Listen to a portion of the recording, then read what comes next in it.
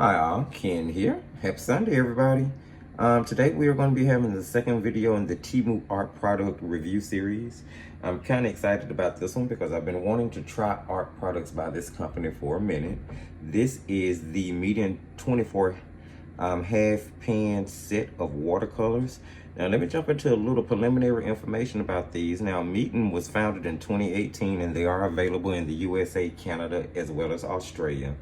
They are going to have watercolor, acrylics, and oils, and they are in the budget art product production business.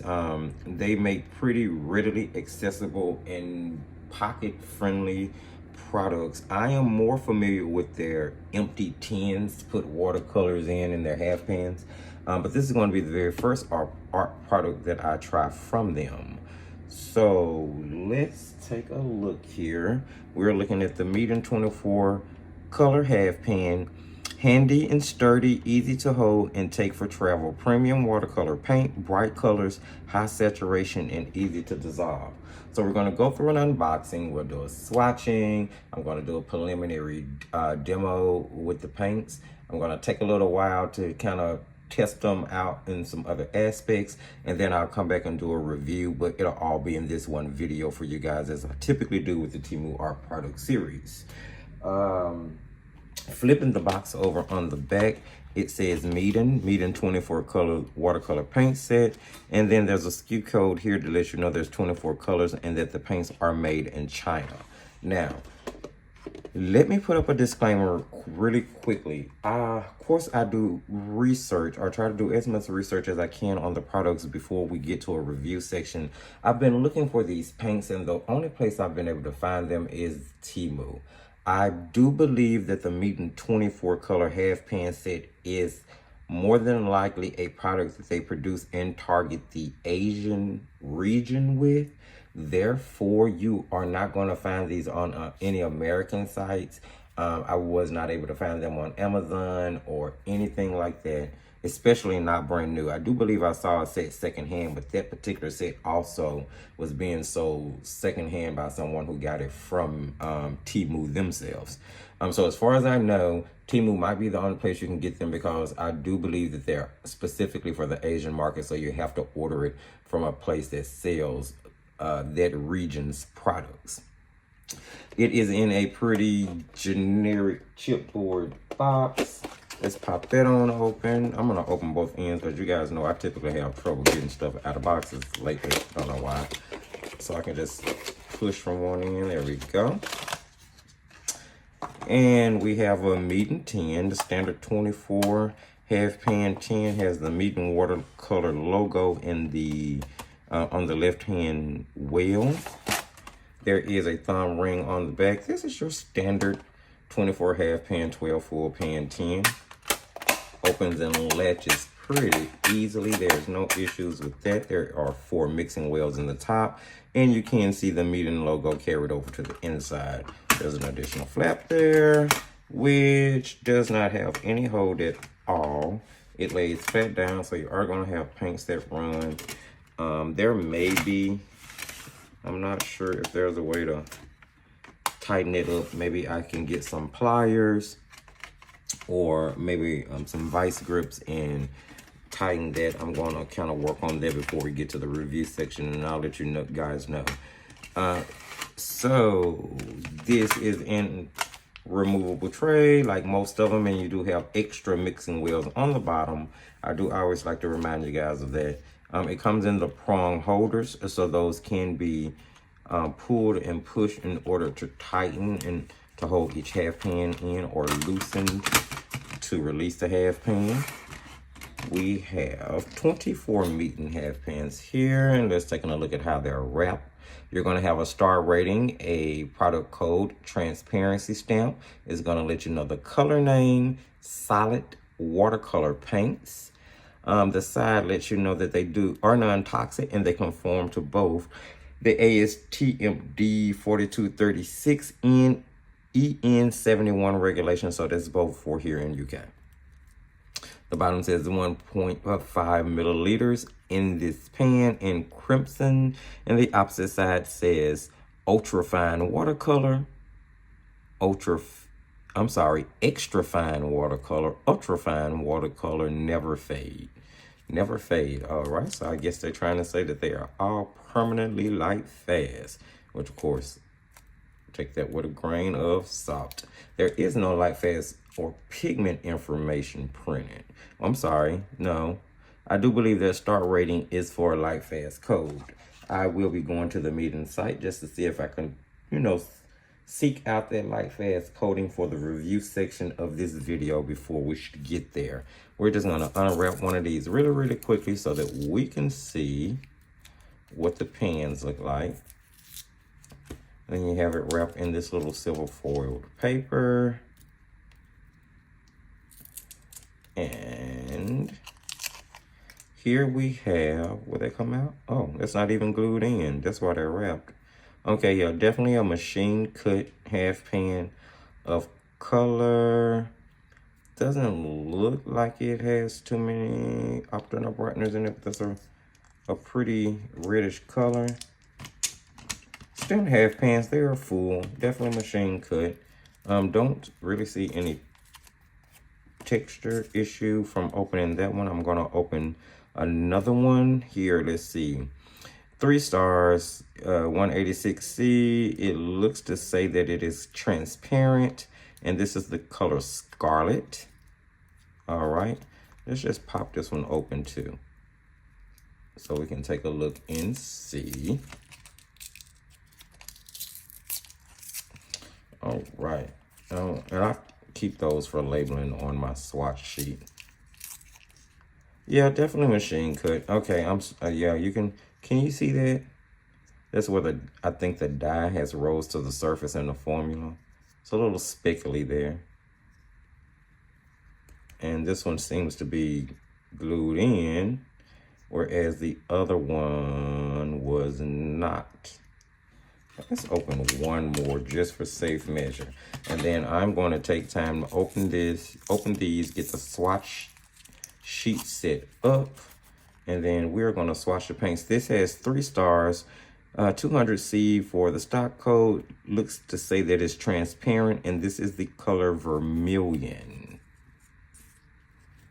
Let's just see here. All right. Yeah, so consistently looking the same at the moment, but we really won't be able to tell anything until we actually wet them and start to swatch them out. Let's see if this one is glued in. It looks like it's just kind of in there tight, but it's wiggling around. So yeah, I could definitely remove that if I just wanted to. So what I'm going to do is I'm going to finish unwrapping these, put them in the color order that I prefer they be in, set up the swatch sheet, and then we'll come back to swatch these together.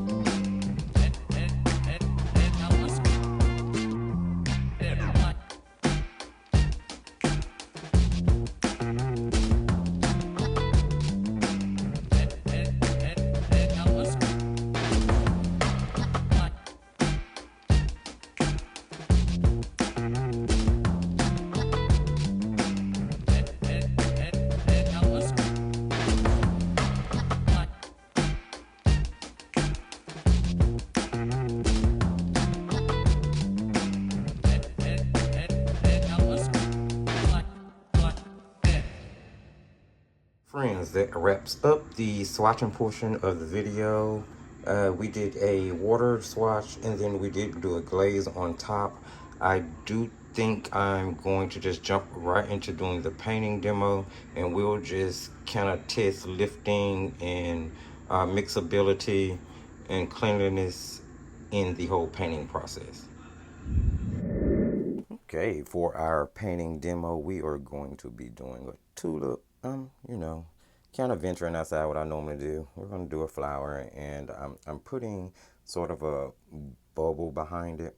So I sketched a tulip on some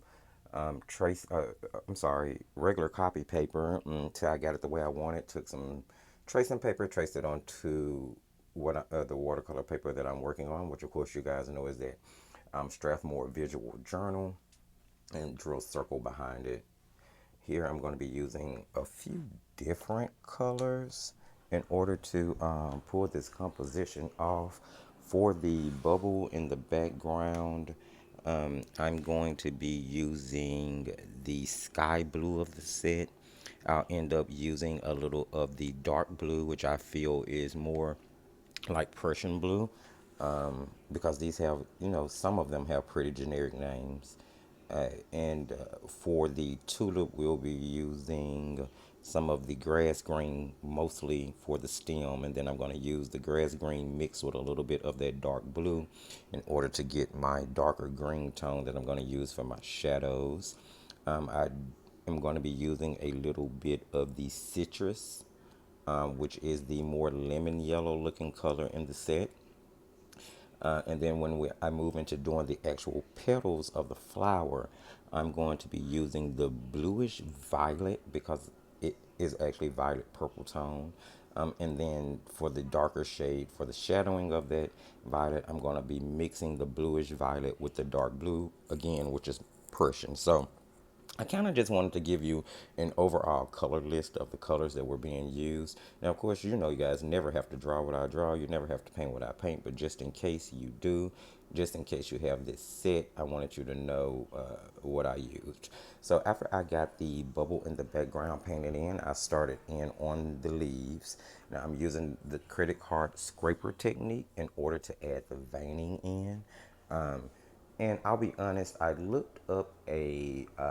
use a reference photo, but I did look up tulip outline clip art, realistic. In that order, that's how I typed it in the Google search engine, because I wanted it to give me a realistic looking drawing, so that I can kind of use that as a guide as to know where to put the veining. So although I didn't work from a reference photo, I did work from a piece of reference clip art to just kind of figure out how the veining would go, which I thought was kind of fun. Um, Basing in everything, go in first and kind of just lay down your color. Laying down that base color in the leaves as well as the petals give you the opportunity to go ahead and use your credit card scraper to put in those veins. Now, I'm not sure if you guys are familiar with this technique, but just in case you aren't, when it scribes the paper, it's actually damaging the paper, and it creates abrasions on the surface, which soaks in paint and tends to make it darker, although the original shading is lighter. Now, if you wanted to have a white line versus the dark line, my suggestion would be to use like the handle of one of the angled acrylic handles, from maybe a synthetic brush. They tend to scrape away the paint versus scribing the paper, so that gives you more of a white line versus a dark line. I was going for dark lines, which is why I used the credit card scraper. Now, here you'll see that I'm just kind of going back in. I'm still filling in everything, trying to get all of my base layer down, trying to get all of the details into it. So at that point, I would go back in, build more body, build more saturation, and place in the shadowing so that the composition would have more of a realistic feel, more of a pop. So that's what we're doing. These paints, guys, I'll be honest, they I was really kind of hemming and hawing, going back and forth as I use them as to how I really felt about them. I mean, because they're not a bad paint. I'm just going to say that right now. They really aren't.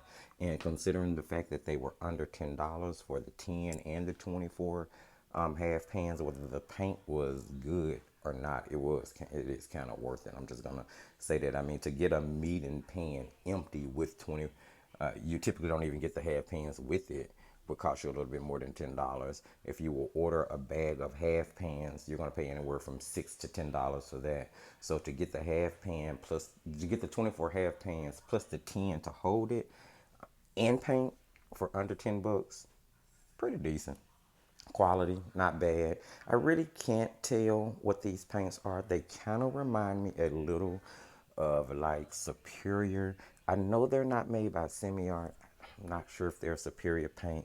There are a few differences between this and like other Superior paint sets that I've used, but they do put me in mind. I mean, they could be the same, and I'm never 100% guaranteeing you when I say that this paint is that paint and that paint is this paint. I am making an approximation based on my experience with other products. So, I don't ever want to get, like sued or anything like that. So I'm sure to say that, it's my opinion based on my experience with different paint sets. What you see me doing here is going in with that darker green that I mixed, which was from the grass green color mixed with the dark blue into it. And the reason I was using the dark blue versus what's actually labeled the ultramarine blue in this set is because the ultramarine blue is super weak. I mean, actually, these colors are pretty weak all around. Although there's 24 of them, you do have to use quite a bit of paint to build up the saturation that you want. Now, that doesn't make them a bad paint, and that doesn't mean that they're terrible quality. It just simply means that they're not as great of quality as maybe some other budget grade paints on the market. I gonna probably remind you guys of this, or I've already said this in the beginning, and I'm gonna remind you again at this point. And I may even say it again during the review section now. Keep in mind that these paints, I do believe, are in the Asian-based market. I'm not sure if they're distributed or sold in the United States. I've only been able to find them on Temu, so that is definitely something to keep in mind. Now here I am using that dark blue mixed into the sky blue to get a more neutral, more cooler color, excuse me. And I'm using it to go around the bubble in the back. Now, originally I had just intended on it to just kind of be like this blue circle in the back to maybe give you the impression that there was sky back there. And I just thought it made the composition, look a little different to not paint the entire background. But as I progressed with the painting, I decided to actually turn that blue area into something that would look like a bubble. I don't know. I was trying to be different. Yeah.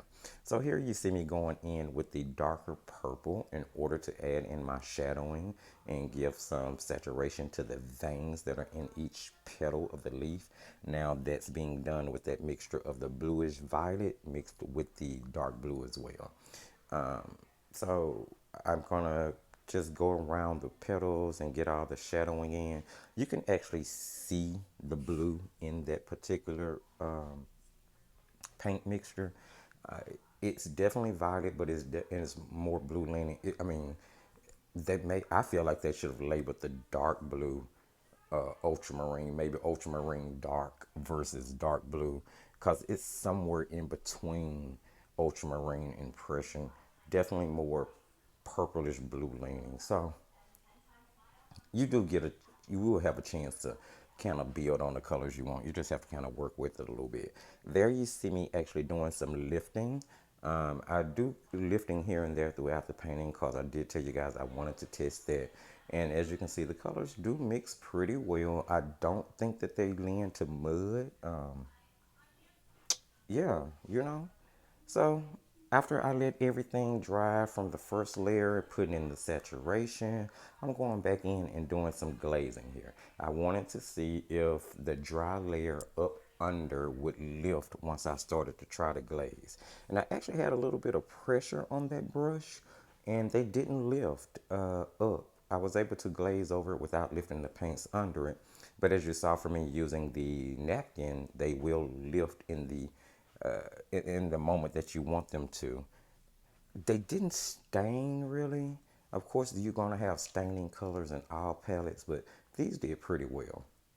Once I had the composition to the point that I wanted it with the paints, you guys know me, I do like to go back in with colored pencils in some cases, especially if I don't feel like the paints were as saturated as they should have been. These paints, as I told you guys, they are a bit weak when it comes to the pigment, so I feel like they needed the color pencils in order to really add the definition to the painting that I wanted, the separation in the flower, the leaves from the stem and the petals on the flower. And I am using Prismacolor Premier Color pencils. You actually see me also using a Createology color pencil, which is a much harder lead, kids grade, very economical brand that runs up against like Prang, Crayola, Crazy Art. I got a lot of those color pencils in this big 100 pack set, and I do use those. They sit on my desk. I'll use them to sketch under layering sometimes, and every now and then, like in this case, I'll actually use them to try to add some coloration into what I'm doing. They don't lay down a lot of pigment, but they do work. Just like I tell you, you can use your Crayola color pencils if you want to. They'll work. They really, really will. You may not be able to lay as much pigment down on top in a mixed media aspect because they're not as soft as, like, say, Prismacolor or King Art Pro, your Prina color pencils. They're not nearly as soft as those, but they work. So that's what I'm doing. Now, in order to get the deeper green saturated, the dark green color pencil in the Prismacolor set that I actually have sitting on my desk, I didn't really have an in-between color. So in order to get the saturation that I needed, or the color that I needed for the dark green, I actually laid down indigo blue first, and then I went back in on top with the grass green Prismacolor pencil, because Prismacolor actually has a pencil called grass green, which I just pulled because it matched the color name from the paint set. Here you see me putting the little raindrops on. I think the video may have skipped a little bit. I'm not really sure how I lost footage if I did, but I put on some little raindrops, and now I'm going back in with bleed proof white in order to add in my major highlights on it. I've already signed it, and I'm just going to hem and high here to get everything right. This is where I actually painted in the sharp highlight to make that blue area look like it was a bubble, and I really do like that. But then I thought to myself that, you know, it still seems to be missing something, so I'm going to try to raise the bubble up off the paper as well. I'm not sure how successful I was with it, but I did go in with a dark indigo blue Prismacolor pencil to kind of lay shadow around the bubble to see if I could lift it up, and the tone wasn't dark enough for me, so then I went back on top of that indigo blue with a black just to see if I can give some separation between the actual bubble and the shadow itself. And then that's pretty much gonna kind of wrap it up. Once I get the shadow in, I felt like at that point there wasn't too much more I could do. The paints worked okay by themselves, and they seem to be working well in the mixed media aspect with the color pencils as well. So I'll see you guys on the other side for the review. So guys, here we are on the other side of the painting. Let's jump into this review really quick. We will not recap anything we've already covered, so you guys can go back if you're just joining to watch the beginning of the video in order to catch up on the unboxing and unwrapping. So let's jump right into talking about the paints. We'll start with the actual palette. So first thing I noticed was that the paint pellets themselves are very inconsistent. Like, they're not full half pans. Some of them are like half of a half pan, so a quarter pan. Some of them are exactly right. Some of them are domed over. Some of them are just a little bit above the top of the half pan. So there was a lot of inconsistency in the actual size. So you're not getting, or I didn't get in this particular one, 24 full half pans. So that is something to note. The pellets, once they dry, are pretty dry. Now, they do not remind me of anything I've used that I know of. You know, I'm not sure if MEEDEN makes their own paints, but I will recap the fact that I have only been able to locate this site, this paint palette on Temu. I believe it may be only sold in maybe the Asian market. I haven't been able to find it through any American distributors that I was able to find anyway. Let's see, so the paints do seem to have brighteners in them. As you can see, you can pretty much look at each one of those colors and kind of guess it to what it might be, even in the earth tones. The gray is not very dark at all. I mean, if you don't expect like a Payne's gray type color, it's definitely a mixed gray. I think they took the pigment from the black or the dye from the black and mixed it with the white in order to get the gray. You could definitely tell it has white in it. You can tell there's actually white in white structures and pigments in a lot of them. Now, the thing is, they did go down pretty transparent with the first wash. The transparency stamp says, if that's what that is, because I believe that's what it is. I have not been able to find any actual hard information on this particular set other than Temu. And, you know, I do take the information on there with a grain of salt. I'll be very honest. This is one of the reasons I'm doing this review. So, first layer, pretty transparent. As you started to glaze with them, they will pick up some opacity, especially in like your oranges and red, yellow range. That complexion color is pretty opaque. Once it starts to build up, the black itself is pretty weak. The white itself is pretty weak, in all honesty. Overall, the entire palette they're pretty weak. You really have to scrub them, get them out, use a lot of it in order to really get the saturation of color that you want to paint with. What else? See, the color names, you know, it kind of gives something to be desired. Rosy here from the little swatch that came on top of the paint. It looks more like a violet purple tone, but it's actually more in the rosy pink family. So that's why it ended up here instead of over here. I did try to swatch in rainbow order, but that particular swatch threw me off.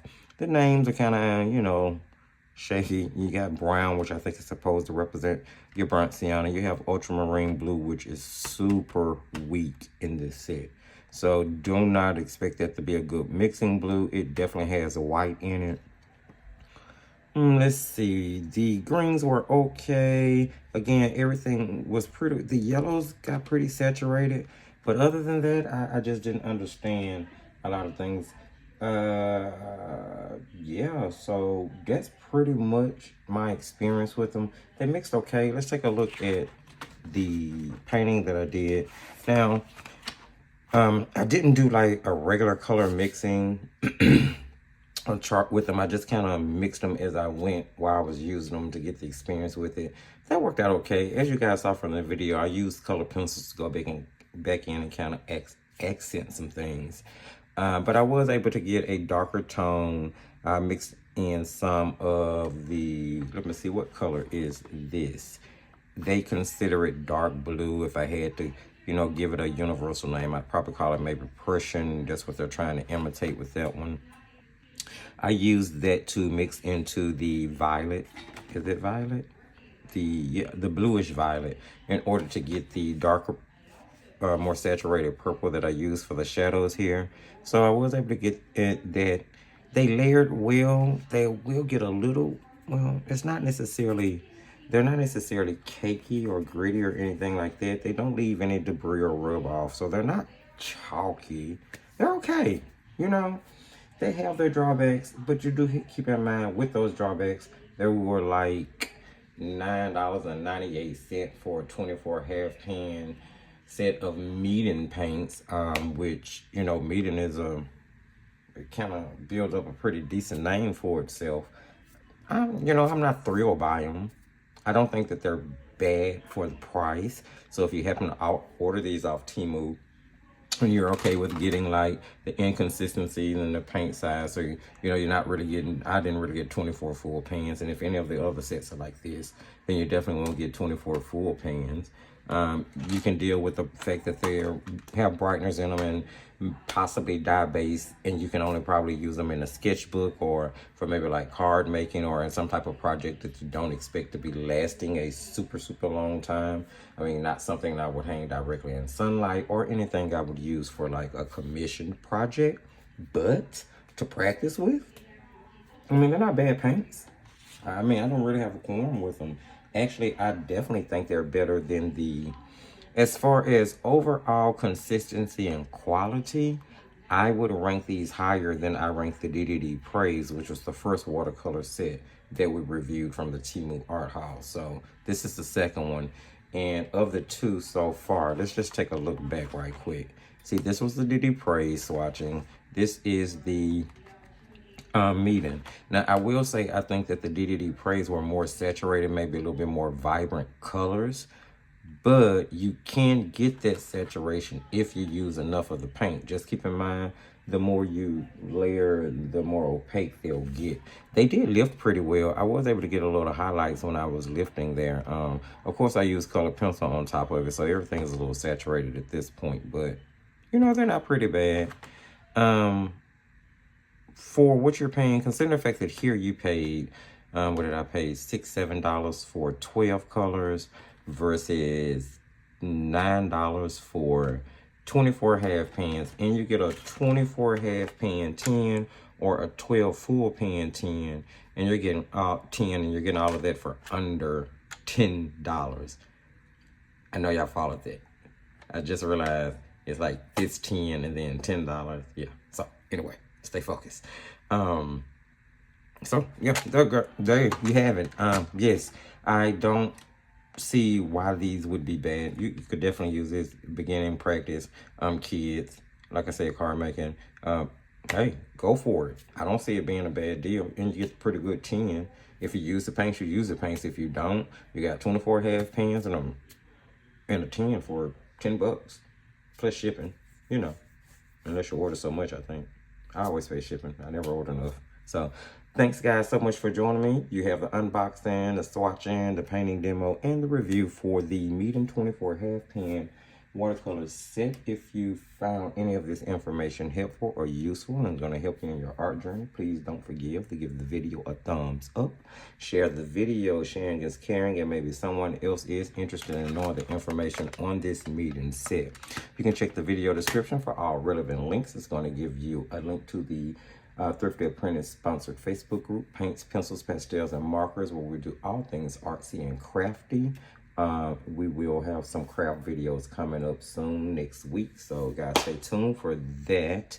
You can check the most recommended product list as well as the link for the Etsy shop in case you decide you want to support.